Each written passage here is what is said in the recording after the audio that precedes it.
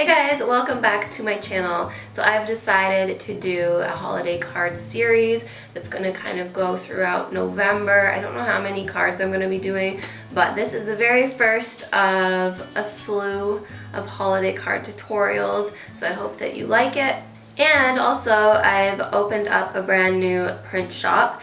I have this print available as well as a couple other ones that I've posted to my Instagram.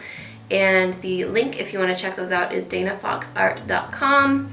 Check it out if you want to buy a print. So let's get into the tutorial. So apologies because I do have a cold right now and I sound a little bit funny, but to begin, you're going to want to trace a circle lightly with a pencil onto your paper, and then you're just going to kind of create these flowers. I used a crimson red mixed with a little bit of burnt umber, and I'm just kind of creating these very light quick strokes with my paintbrush just to kind of give the impression of a flower. This isn't going to be super detailed.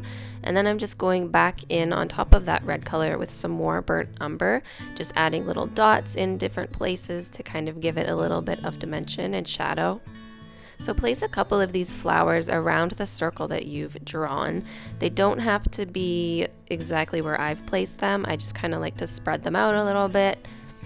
And then with a mix of Hooker's dark green and burnt umber, I've created this green shade, and I'm just creating these little twigs of spruce leaves, just randomly. Again, whenever I am doing a wreath or something of that nature, I do like to sort of start with the main objects that I've painted and then work outwards from there. So as I go along, I'm sort of spreading out the different leaves and things and filling in that white space.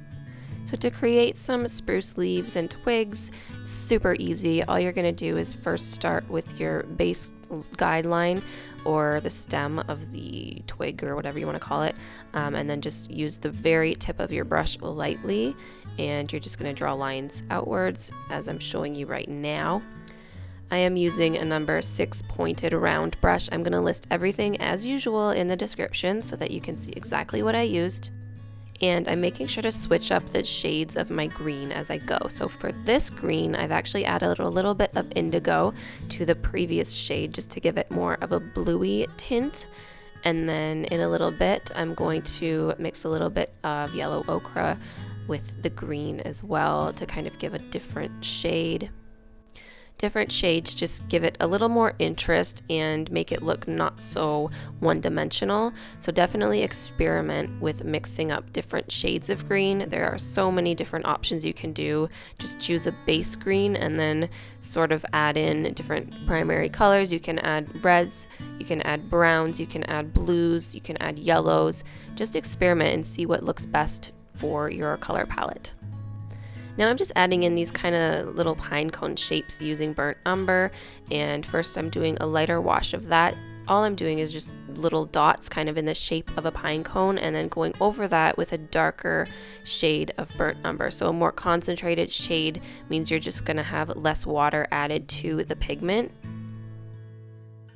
Now I'm just going around and filling in any of those extra white spaces that I have. I'm just adding a couple little leaves, a couple more twigs, and I just like to sort of take a look at it from afar and decide which side needs to be balanced a little bit more, which side looks a little plain, and then you're just going to want to fill those in with some more little leaves and twigs instead.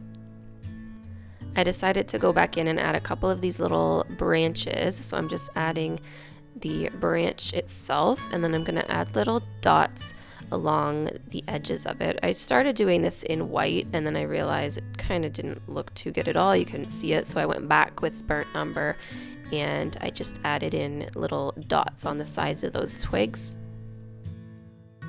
I also added dots of yellow ochre to the centers of the flowers just to give a little yellow tint to those as well. Now I'm drying the entire thing so that it is completely dry to the touch, because I'm going to be adding wording and I want to make sure that I don't smudge anything. So once that's done, I'm just taking my eraser, erasing that circle that I had drawn before. And I actually mapped out where I wanted the words in pencil first. It's always a good idea because you do not want to screw up your lovely artwork. So I just wrote Happy Holidays using a fine tipped marker, and then once that dried, I just erased it. And here I am taking the tape off, and here's the final card. I really hope you guys liked that tutorial. If you did, please give it a big thumbs up. It really helps me out. And subscribe if you haven't already. I'll see you in the next one.